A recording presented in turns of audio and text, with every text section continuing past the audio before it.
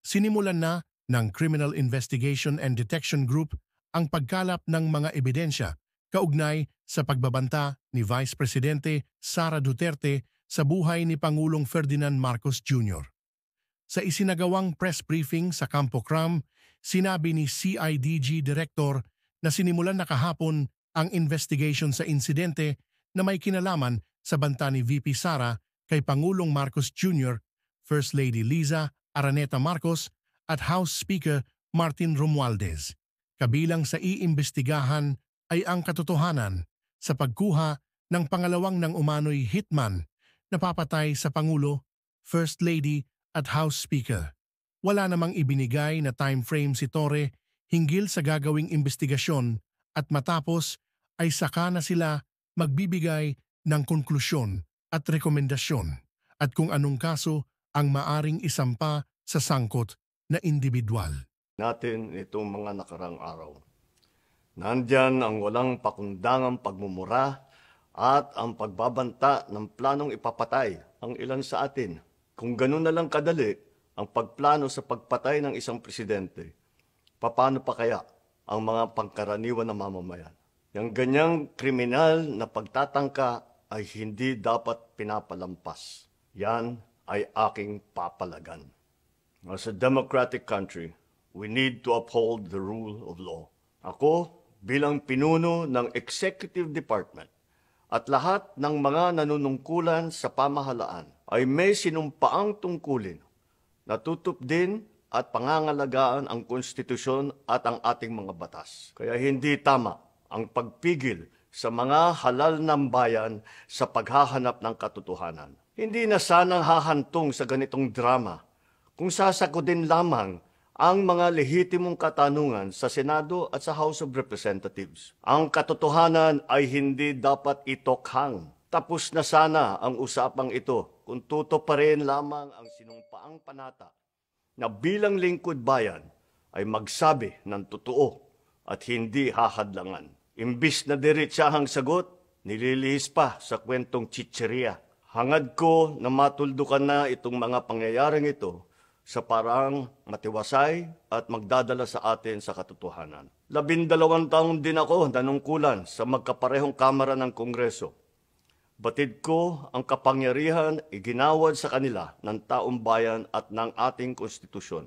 Dahil dito, iginagalang ko ang kanilang gawain bilang isang independenteng sangay ng ating republika. Kahit ang buong executive branch, lahat ng mga ahensya, ay hindi nakakaligtas at parating sumasailalim sa kanilang masusing pagsusuri. Bilang isang bansa, marami tayong mga paghamon na dapat harapin at mga suliraning dapat bigyan ng lunas. Sa kabila ng mga pambabatikos, nakatuon ang aking pansin sa pamamahala. Ngunit, hindi natin ikokompromiso ang rule of law.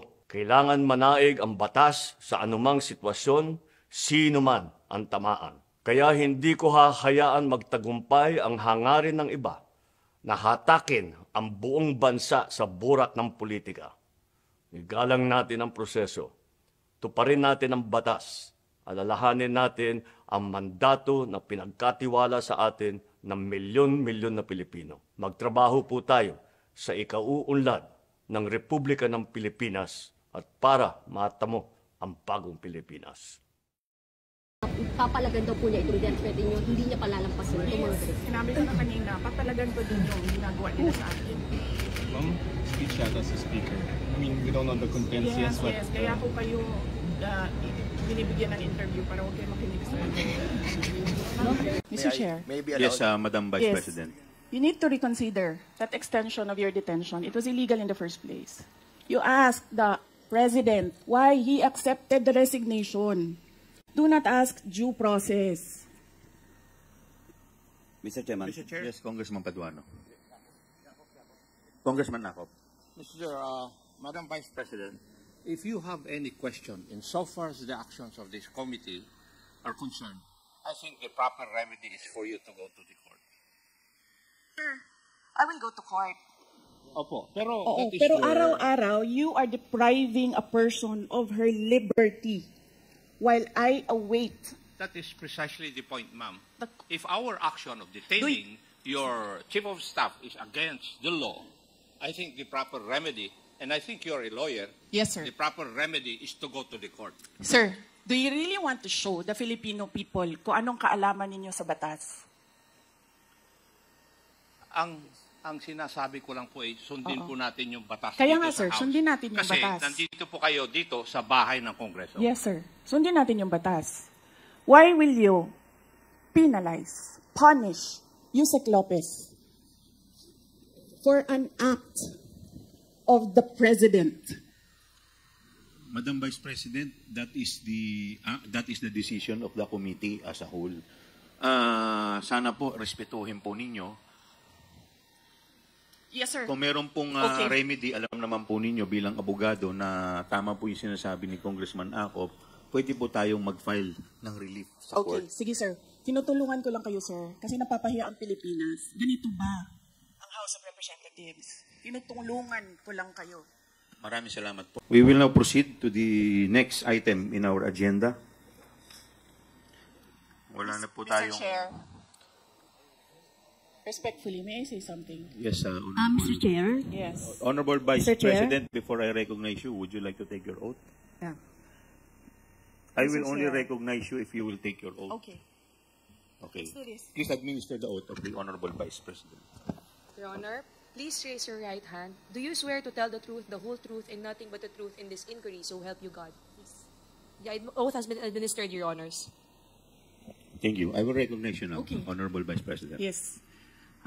Mr. Chair, the position of Undersecretary and Assistant Secretaries and other appointed positions are positions of trust and confidence by the appointing authority. The resignation letters of the USEX and the ASEX of DepEd were accepted by the appointing authority. And who is that? Mr. Chair? The President of the Republic of the Philippines. Yes. It is not the Secretary of the Department of Education.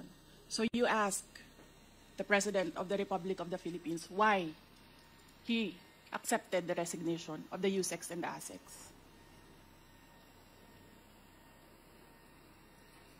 What is the point, Honorable Vice President?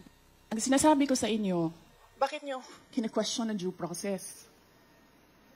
Tanungin nyo ang appointing authority, bakit niya tinanggap ang resignation letter?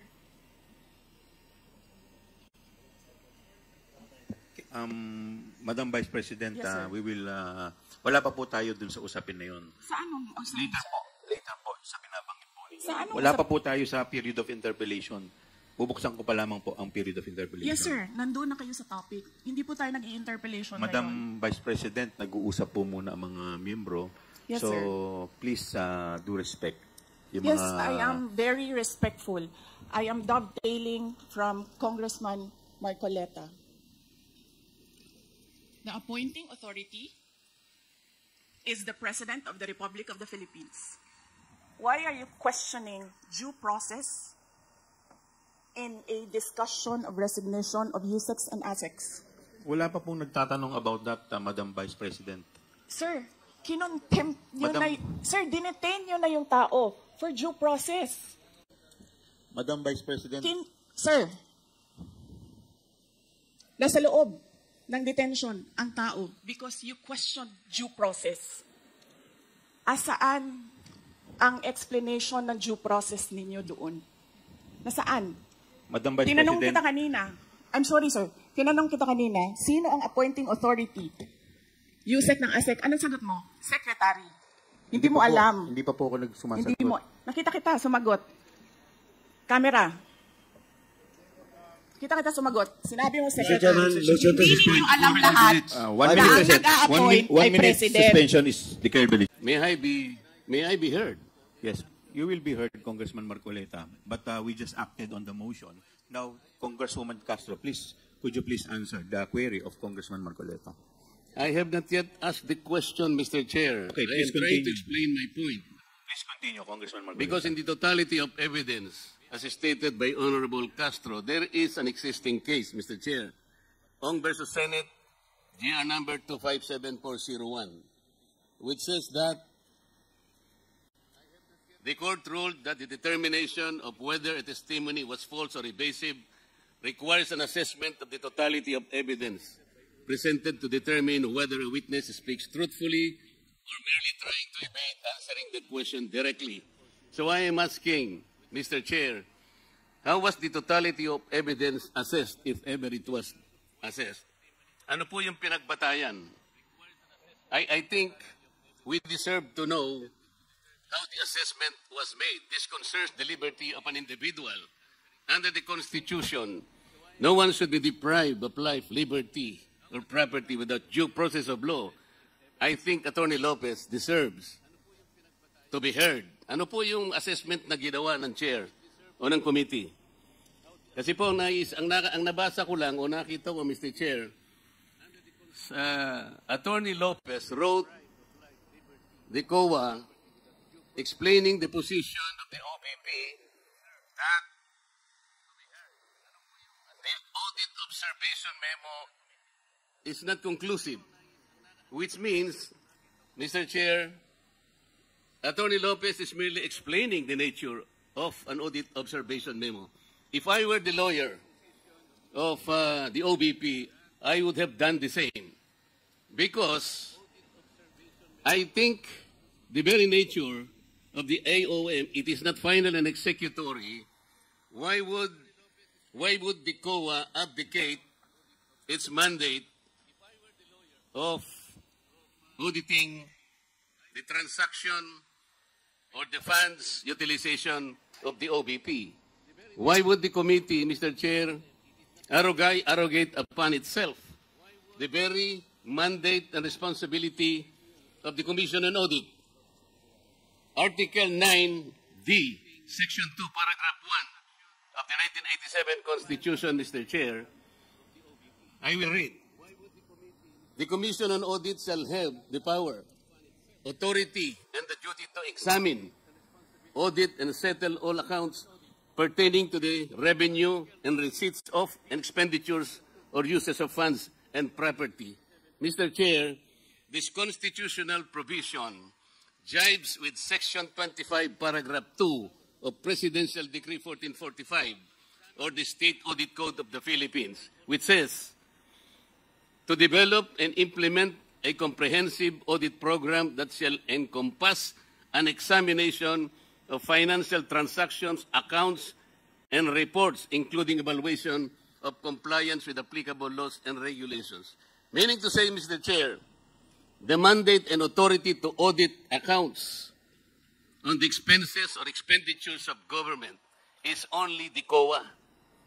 I believe, it is my respectful submission, Mr. Chair, that this committee usurped that particular mandate and that will now put the Commission on Audit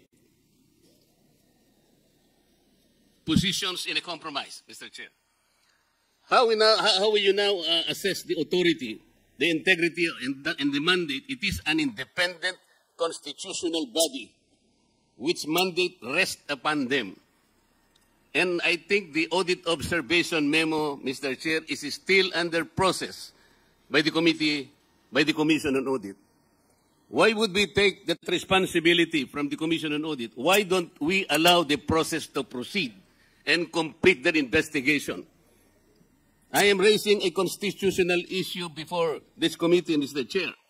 We cannot arrogate upon ourselves the principal mandate reposed to the COA.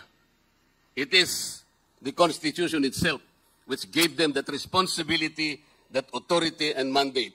Where in Article 7 of the Philippine Constitution, which is the grant of legislative power, can this committee arrogate upon itself that particular mandate?